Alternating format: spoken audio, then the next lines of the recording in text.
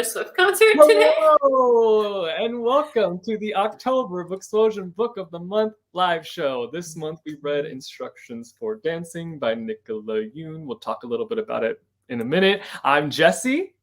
I'm Christine. I'm Kat. And we're Booksplosion. So we're going to be discussing Instructions for Dancing tonight. But before we get to that discussion, we will go into some spoilery-free bits here in a second. But our next book of the month, our book of the month for the month of November is Drumroll. Defy the Night by Bridget Kimmerer. Oh, shit. Yeah. I've read this recently and I really enjoyed it. I know Christine has read it. Yes, it's so good.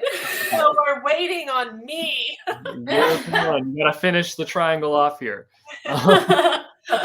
We're big Bridget Kimmerer. Oh, damn it, Kimmerer Kimmerer? fans. It's It's like a tongue twister because the double M and the double R. Christine, do you want to give a little? Yeah, sure. Yeah. So Defy the Night takes place in like a medieval-y kind of kingdom setting. I like to think of it as being in the same universe as A Curse So Dark and Lonely.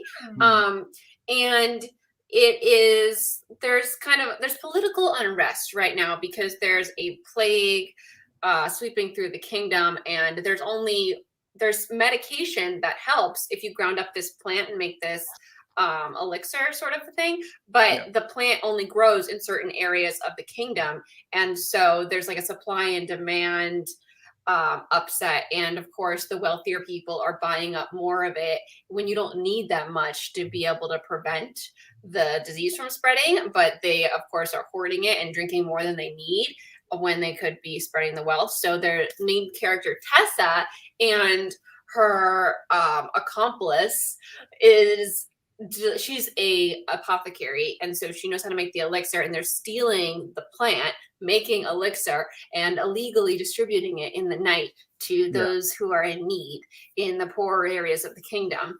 And the other lead is the king's brother. And so we get the point of view of like how the king is struggling with this and what he's trying to do about it. And Tessa ends up getting involved, and she's like, look, you're drinking too much of this. We need to redistribute it. But like at the heart of this, there's this relationship going on between Tessa and Wes. And Wes is like the Batman who works with her in the night. And it's so great. The characters are really, really great. There's a lot of like stuff to talk about thematically and think about. And it's really, really fun. And I love it. Yeah, I mean, you guys have already read it. I started reading like the first few pages just to get a feel for it. And what I love about Bridget Kimmerer's writing is that her writing voice like hooks you in completely, and it's like such accessible fantasy. Like you don't have to be worried that you're gonna get like overwhelmed with like world building and not be able to follow it. Like she brings you into the world so nicely. Yeah, no, it's really easy to just jump right in and be excited.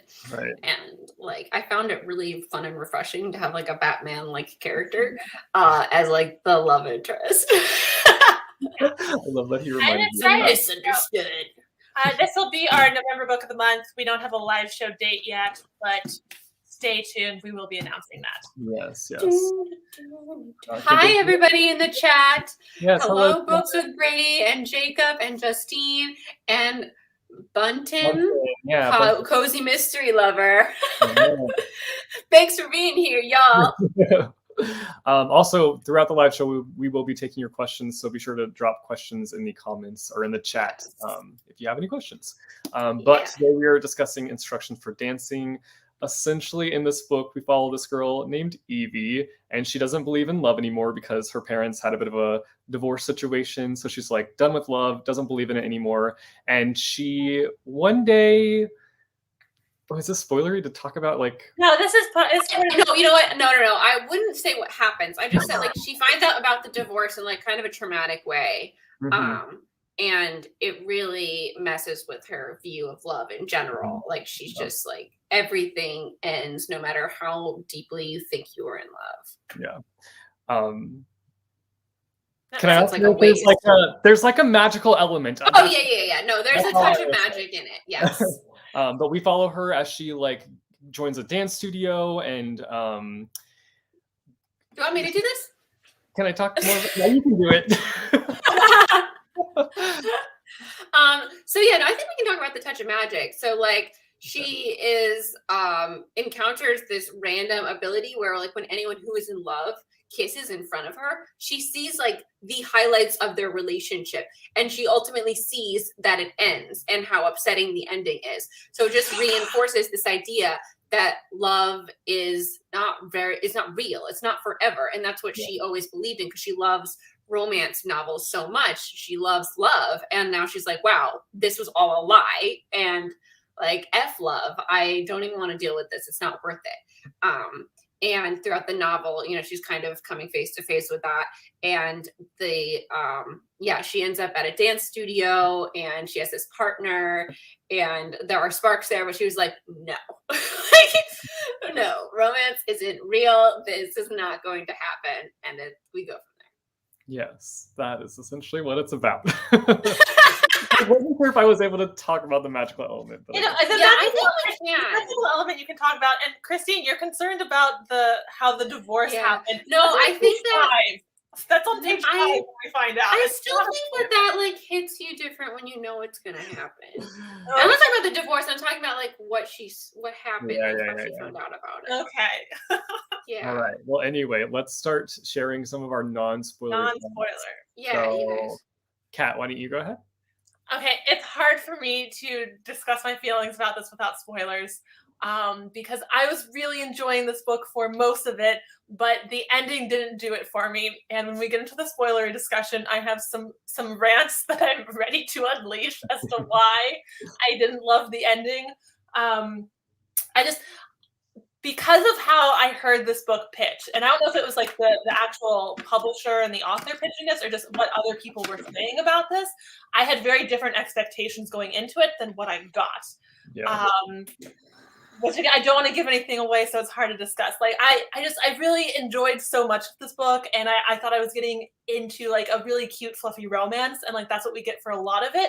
But the ending is more bittersweet than I had signed up for, and I think that's all I'm going to say right now.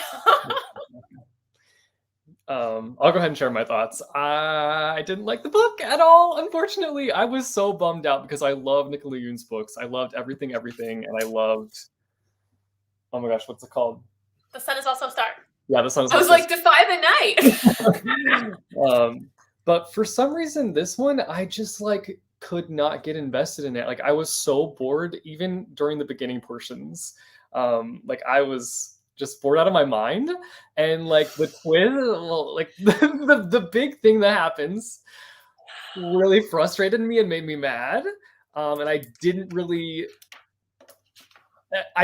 with it being the thing that happens. And then I guess I kind of liked the ending. There's bits of the ending that I liked. I will say that the one thing that I really liked is that, well, this is kind of spoilery. Okay, there's like a relationship, like a family relationship that is broken, and we see that family like them working through that brokenness, and I liked seeing that aspect of the story. So that's all I'll say. Christine, your thoughts? So I loved instructions for dancing. I feel like this is something, I got really emotional reading this, and I think it's something like I read at a time where like I needed to read it, that sort of a thing, because I've been going through this, like, and I didn't even realize that till I like actually like kind of got deeper into this, but like I've been going through like the same sort of like the relationship that I just had and the way it ended made me like question everything I ever thought about love. And reading this and seeing her like, and then recognizing like that I was starting to feel the same way, it like really hit me. And the thing that happens in the book, now I'm like crying, the thing that happens in the book, at first, like I was really upset about it.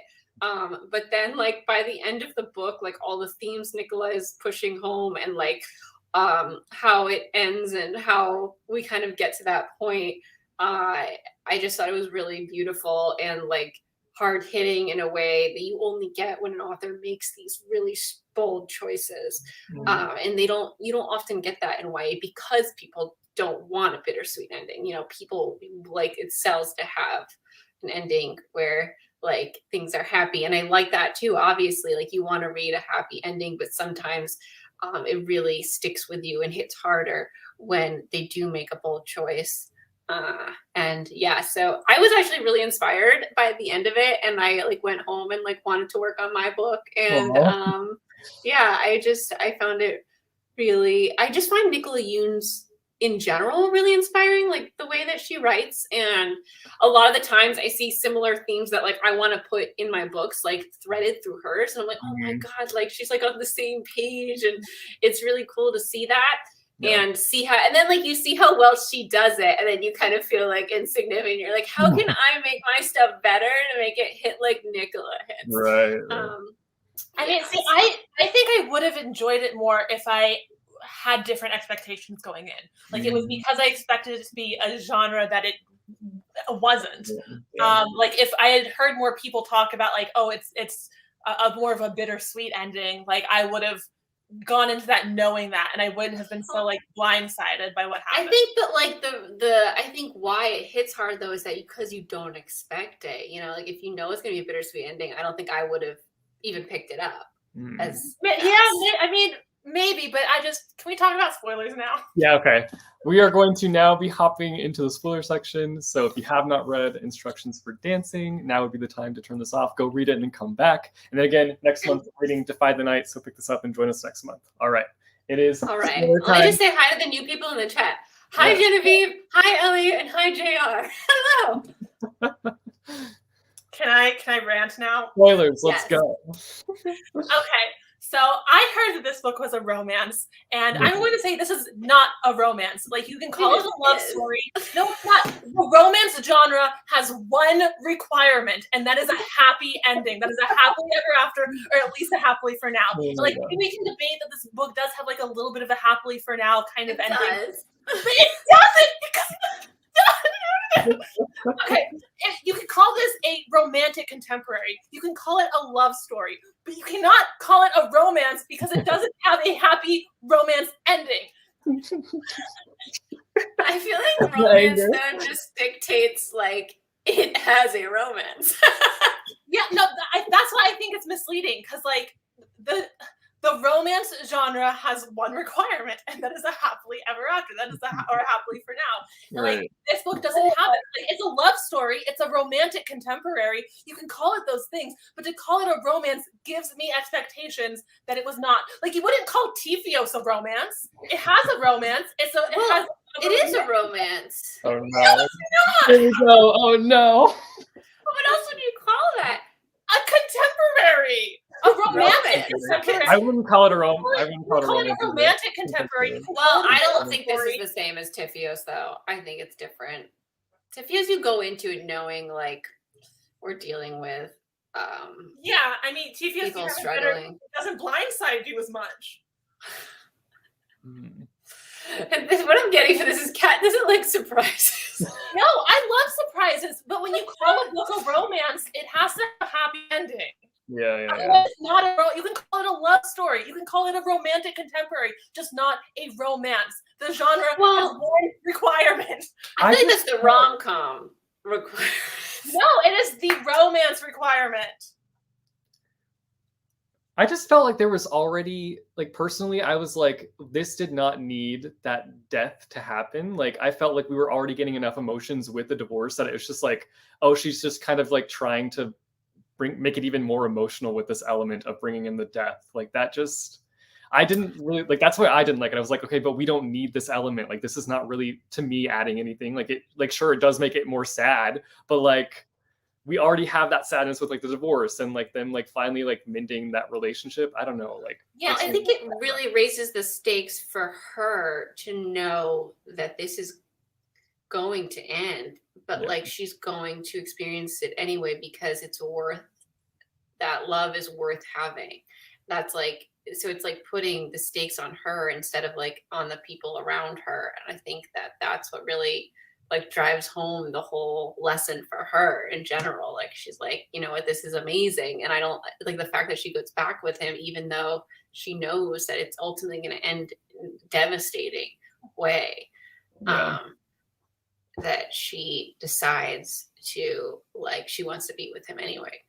Yeah, I mean, you can argue that it's a little more powerful that way, but like I feel like if she didn't know it was going to end, like if she had never seen her own future, or if she saw it ending in a different way, but like still decided to go through with it, like it wouldn't be as powerful, but it still drives the message home of like love is worth having even if it ends. You know, I really did enjoy that exploration of the theme of like, is love, you know, is it better to have loved and lost than never to have loved at all? And like it really hammers it home by having him fucking die at the end.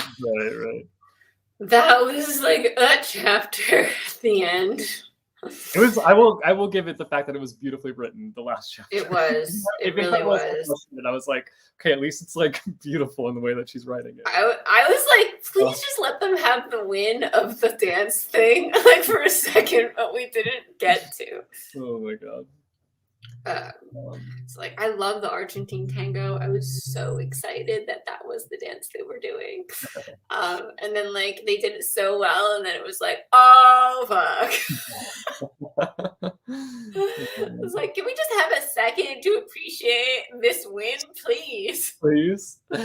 Nope. She said nope. But yeah, it was very like Silver Linings Playbook moment. Do you guys like with Jennifer Lawrence and Riley Cooper? And I was like, I want them to have the moment. Oh man. Genevieve says that they were mostly okay with the death. Yeah. So y'all in the chat, what were your thoughts on this? Thoughts? Share with the class. Let's share. Let's chat about it. Christine said it would make an amazing movie. I actually do agree with that. I feel like it is like very cinematic, especially in like the writing style. Which, I mean, I feel like NICOLA YOON's like all of her books have felt that way to me. Well, I think this is way more cinematic than The Sun Is Also a Star, which felt very internal for both characters to me. Never saw The Sun Is Also a Star movie. I saw it and it was not great. Like the book is much better. I mean, I watched the trailer and I felt kind of like it wouldn't really. It's just like lackluster because a lot of like the meaningful stuff is internal. And hard to kind of portray on screen. Yeah, that makes sense. That does make sense. I just didn't think that the characters actually encapsulated like the characters that I imagined either. JR said hated it, especially with his friend dying recently. Just seemed out of place. I agree, JR. Jacob says one thing, if it wasn't like he wasn't guaranteed to die, like if she could have some input in changing the future, like that would have been a different thing, since like yes, he might die but he might not, and there's like that ambiguity. Like I would have been much happier with that, where she's like, yeah, it might end, it might not, like maybe we can change our future, but there's no hint that she's able to change anything that she's. Well, that's what I was hoping for at the start, but then like just the fact that she just does, I just feel like this is like a badass bomb drop at the end of a contemporary young adult book. Like no one does it because people will get upset like this.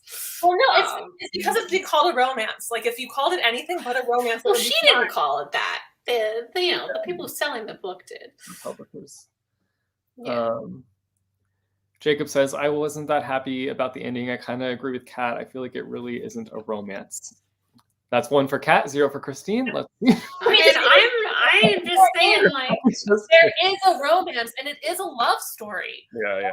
It's a beautiful love story, but it's like it's not a romance in the terms of like the genre requirement. How did you guys feel about like Evie as a character in general? Like kind of moving away from this conversation of is it a romance or not, but like how did you feel about Evie in general? I liked her. I liked how kind of she would like try to kid herself and be like, this isn't gonna happen, but then she would like be really spunky about it and be like, damn it. Never mind, it's happening. And I liked her responses to, I'm blanking on the name of the guy. What's his name? Her friend? X? No, X. About how like X was like, he just says yes to everything. And she's like, no, like that's stupid. And like those conversations were really fun between the two of them. Yeah, I really liked their dynamic. They had like some fun banter. And it was that kind of grumpy sunshine dynamic, but where like the girl is the grumpy one and the guy is the sunshine one, which you don't see as much as like the reverse. There was like one moment where I was like so annoyed with her though. It's like when she got mad at her two friends for getting together and like wasn't talking to them or whatever. And like I understood like why she was mad at them, but it's also like you can't help falling in love, and like you can't help like even if they know. I think that she's learning that shit. Yeah. It was just like so frustrating reading that. I was like, girl, just like let it go. It's gonna happen, but like just let it play out. You know, you can't really change things like that. So I feel like that's like a thing in high school too. That's like to get really upset because you know your friend group's gonna like fall apart. That's like no. Well, I mean, it was understandable for her to have those feelings. Yeah. But when she took it out on them, it was a little bit like, really, like you can't just at least act happy for them in this moment. Like they're your best friends. Yeah, I think that was like her like trauma buttons being pushed with her family and them splitting up, and then thinking your friends are going to split up and taking it out in the wrong way.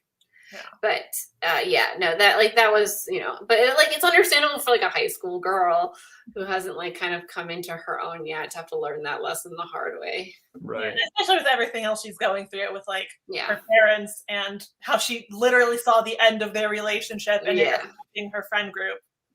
Yeah. That's a mad bummer. That whole like divorce element of the book was just like so depressing to read about, and like how she like walked in on her dad like having an affair and everything like that just was like so devastating to read about. This is another thing that bothered me about this book. Oh, I really liked it. not like the beginning parts of it as much, but sort of her father's insistence that she attend the wedding like felt a little bit like what like yes, it's his daughter, but like she walked in on you cheating on her mom, and like she still has feelings about this, like, and pressuring her to attend like the bridal shower, the bridal party is one thing. And what frustrates me, there's a couple things about the end that frustrate me. I don't like that the younger sister was lied to about like what dad happened. Like even when she asks Evie directly, like, do you think they were together before? And like Evie lies right to her face. And like it's one thing to be said of like, you know, preserving her innocence and letting her have like that ignorant bliss, but she's like, what if she finds out eventually? And then she's like, my whole family kept the secret from me and like lied directly to my face about it, which is a decision that I don't necessarily agree with. Right. Like I kind of wish that would have been used more as like a plot twist moment of like causing more drama in the family is when the younger sister finds out. And like that could have been a more dramatic moment than, I don't know, lying to her about it. Right. I think it was one of those moments where like she knew that it caused her so much pain that like if she gave that to her sister, like she probably thought that like if I couldn't know, I'd want to not know that, because like she had such a great relationship with her dad and it hurt it so much that she didn't want to pass that on, because like at this point there isn't really a need for her to ruin that for her so much. I don't know. Yeah, I mean, it's the argument of like, would you rather know or not know? But we have like says that she'd rather know exactly how she dies, so she could like be prepared for it. And they're talking about like their philosophical things. Yeah, I mean, but that's because of what happened, like how much it hurt when she saw her dad. Now she thinks that she needs to be prepared for everything when really like... I understand her position. Yeah, it's gonna come back to bite her in the ass later. Yeah. And I'm also annoyed by something else that bothered me was, okay, so the dad cheated on the mom with this new woman. And like I could understand it better if it was like he was so in love with her, he wanted to be with her. But the fact that he was like willing to try to make it work with the wife and cut things off with this other woman makes it feel like, does she know that? Does Shelley know that he and then was gonna go back to her?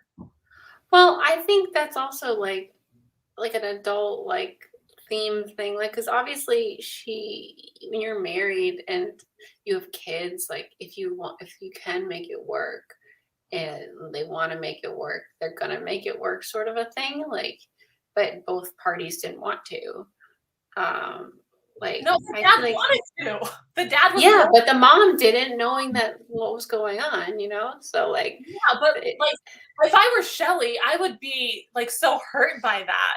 And well, she knew that he was in a relationship. He was yeah, a that's married another guy. thing. We were at the shower and everyone was talking about how like, oh, she finally gets her fairy tale ending. It's like she was the other woman. Like she broke up a marriage. What is Yeah. the But like the thing is, these things happen with love. Like it's messy and it's like I don't know. I just feel like it was very like realistic in terms of like how like from someone else's point of view, this is completely different. Like she's fallen head over heels for this guy, and like for her it was magical. Like obviously for him it was not. I mean for them it was not. Like that's like the contrast. But how can it be magical when he's married at the time? Like that's such a bad start. Well, like he obviously wasn't portraying the fact that like you know he was like at the start of a relationship sort of like feelings when he was with her and he wasn't sharing all of that stuff. So it's like Yeah, but there's that whole thing about like how your relationship ends, how it starts. Like so is the dad gonna cheat on her down the line too? Like how could you trust that he would never cheat on you if he already cheated on his wife before? well like that's the part of it. Like they need to do therapy and like grow and like people deserve a second chance. Messy. Messy. It's messy. I think like she was really like diving into like how messy love is in all different ways and how you could see it from so many different point of views and like how every person sees the same thing from a really different perspective. Yeah. I mean, like, different I opinions. just, Okay. yeah, no, like, I just felt like it was very, like, she was doing things that you don't usually see in YA because people like to be like a moral police on it. But like, this stuff happens all the time and Evie's trying to deal with it. And it's really hard. I mean, I would have liked the story if we explored that relationship more. Like if it was a book about like the parents and stuff, I would have enjoyed. Well, that would be the adult version. Yeah. Like I would have appreciated that exploration as is. Like that from just the glimpses of it in this, it left me feeling like I don't know. I couldn't trust anyone. Well, that's something Evie's dealing with too. She doesn't trust anyone. Yeah. I feel like it's one of those books that really just like pushes buttons in you, like that can make you really upset, and that's what it wants to do. It wants to evoke all these emotions in you, make you think about things. Well, it just makes me think bad things about all the characters, and not in a way where like I'm not trying to get all like moral police about like, oh, it's cheating, like it's bad, but it's not like it happens, right? It's a realistic thing that has happened, and like plenty of marriages fall apart because someone cheated. I'm just like, if they were trying to make it as like, oh, her dad found love with this other woman, then like I would be able to swallow it easier if it was like he wanted to leave the wife to be with this other woman, and like that's how much he loved her that he was willing to walk away from that. But the fact that he cheated and then was still willing to stay with the wife and walk away from this love, like that makes me feel like the dad is really wishy-washy. Well, I think it's one of those really hard situations where like he does love his family, but he doesn't feel like that romance with his wife anymore. It's one of those like catch-22s where you like love two things and like your family is really important to you. And like this person you love is really important to you, but like the moral thing to do, and he was like, the moral thing to do is try to make it work with my family, even if I love her. Like, and then when it didn't work out with the family, he was like, okay, well, I love her, and I'm gonna take this path if my wife doesn't want to try to make it work. Yeah, but that's the thing. It's like he ended up with her because the wife didn't want to try to make it work. It wasn't like in that place of like, I love her so much. The wife was like, no, we're done, and he like went to her as default, like she was a second choice. Well, the thing is, it wasn't. It was the family. Like, it was a unit choice. Like, it wasn't just the wife. I think if he was married and didn't have kids, it would be a different situation. I'm not it's explored enough for us to have any like. I know, but like if you think about like you have kids in this situation, it does change everything. Yeah, but like then you either don't cheat in the first place or you properly leave your wife afterwards. You don't try to have both. Well, it doesn't work out that way a lot. That's not usually how it even works out. It really dislike her dad. It made me dislike her dad because he's so like wishy-washy and like pressuring her to like attend the shower and attend the wedding and like we're gonna postpone the wedding for you. And I think though, since they were like really close and he really wanted her like to mend that relationship before he went and did like such a big life thing. And like I could understand that. That doesn't mean he went about it in like a good way either. Oh no, definitely not. But I still think like I think I can understand like from his point of view like why like he really wants her to be there. Mend it. Yeah. I mean, from his point of view, he comes off as selfish and wishy-washy. Yeah. I mean like, but your wedding, if your like family's not there, that's like really upsetting. Yeah. Well, is there anything else we can talk about with this book? That's like I feel like a lot of it's like just a lot of upsetting situations. I know. Just like you know? The dancing part was nice. That was fun. Yeah, I loved the dance teacher Fifi. Yeah, I literally like I've always wanted to do ballroom classes, but like after reading this, I literally looked it up. But like the thing is, if you don't have a partner, like you're just kind of learning to dance by yourself. And I don't know if I'd like want to like ballroom dance just like alone and then like have no one to do it with. But like, yeah, I've always wanted to learn and like Dancing with the Stars is my favorite. And I like have this like far-fetched dream of like being on Dancing with the Stars.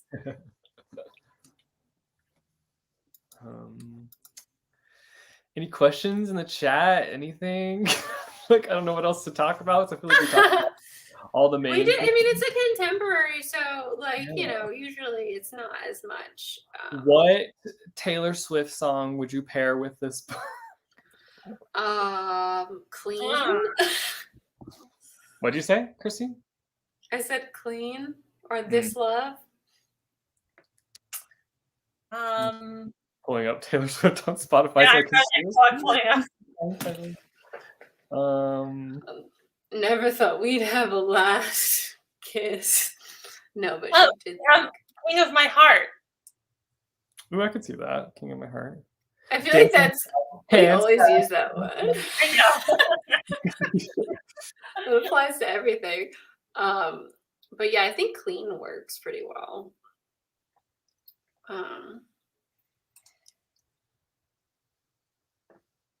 Definitely 1,000 cuts. JR said Christine ballroom classes would be such a meet cute opportunity, but the thing is, JR, like everyone goes to a ballroom class like with their significant other. like it would be like very, very, very rare that there's someone there like that's also alone and will ballroom dance with me. Like this is like a very meet cute in a book situation.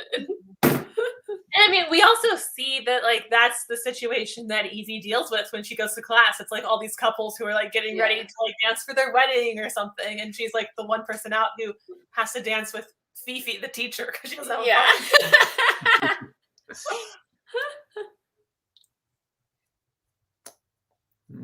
Yeah, like maybe if I'm ever in a relationship again, I'll like try to convince them to like just for fun do ballroom classes. You should get Adam to do it with you. I don't know if I want to do it. I don't know if he likes dancing. Yeah. I don't know. I'm sure a lot of tall people don't like to dance because like they're self-conscious. Yeah. At least that was John's thing.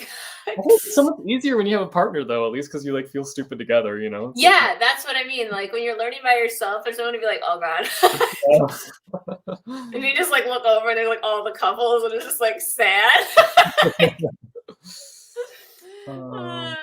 I've never read any of NICOLA YOON's books before. How differently? Like, so The Sun Is Also a Star. Also like kind of a bittersweet end, but like not like this. It's it's like an uplifting bittersweet. It's like, okay, I have hope for like the future sort of end. And it's also like really cute. It's also written so differently than this too. Like in the fact that we see all these different perspectives. Like yeah, it's a different book. Yeah. Claire said tall people don't like to dance. I mean, that's just been my experience talking to John and all his tall friends. They're just like, we're really self-conscious because we're so tall and not. I thought like 3 tall friends he had, like, oh, nobody wants to dance, like at like a wedding. Oh man. Attention Dance Studios ballroom dancing singles night. That sounds like something Alexis would put together from Schitt's Creek, and I would definitely go. And did they never do that? I didn't see anything like that on the website. I mean, I definitely don't have any. I looked at the website. You have a broken link in the description, the Instagram one? Oh shit. Who? Christine does, or no, us. Explosion. Explosion description. It's probably because like it's been. Wait, there's nothing in the description there's no links in our description. Oh, over here they changed the spot where it goes. The Instagram.com/booksplosion. I don't. It works for me. Description? Oh wait, sorry, this page isn't available. Oh, Booksplosion spelled wrong. No, it's not. What the heck? Instagram.com/books. Why is it showing Booksplosion when I click on it? What? Okay, we'll have to figure that out later. Yeah. It's just Booksplosion though. Instagram.com/Booksplosion. So yeah, that's why the link is broken in the description. Yeah, that's so weird. Let's see. Can we talk about the relationship between Evie and her best friend? Oh, you know who I loved? Evie's friend that like wears the old person sweaters. He's the best. Gets in love with her sister. Yeah. His sister. Like, he's in love with his sister. Make that one more reason I hate this book. I know. I was just gonna say. I was just gonna add another thing for you guys to want to complain about. I'd be like, "Ooh, interesting." Christine would be rooting for it. Just kidding. It's not the same as Jason Clary. Like, okay. Stan jumping out. My what? City of Bones stand. Yeah, but like in that situation, I read that and I was like, no way that this is real.